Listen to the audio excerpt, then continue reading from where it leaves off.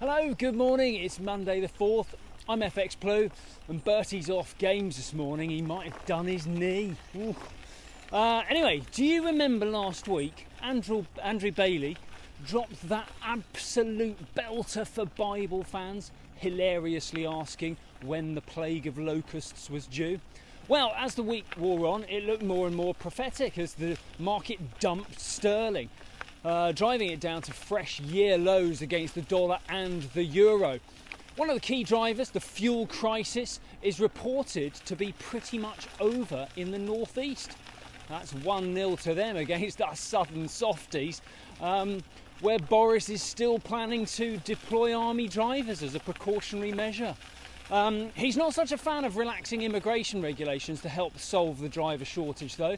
He doesn't want the country to return to being a low-skill, low-pay economy.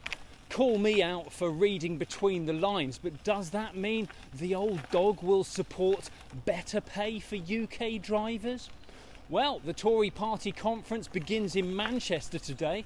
Boris has already been clowning around on social media, punting the Build Back Better slogan, but Sunak will be on today. He's expected to announce a 500 million fund to support the jobs market as the government plans to reshape our economy using our strengths in technology and innovation.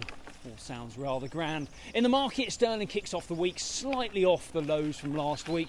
We're around 135.50 against the dollar and around 116.75 against the euro. Over in the US, there's been a scandal in the central bank.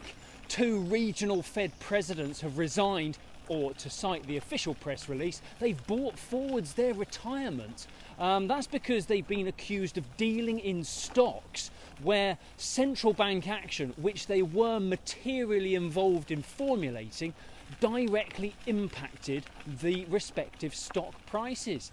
So, a classic case of insider trading then, right? Wrong! They haven't actually broken any rules. Can you believe it?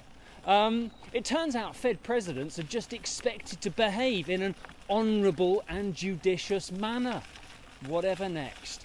Now, let's cut to Powell's primary problem, Margaret Warren. She's citing his lack of oversight of the financial markets as a key reason why renomination should be withdrawn.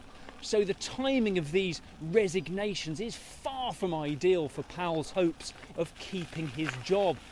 On Friday, inflation data rose 0.1% to 4.3%, and while Powell continues to suggest that's no reason to tighten policy, the market seems more and more comfortable that the time for tapering is almost upon us. This week we have Non-Farm Friday to look forward to, where the September headline is for around 500,000 new jobs. Be sure to set an alarm for Friday morning. We're having a sweepstake. If you do not have a clue, then just tweet through and ask FX Blue.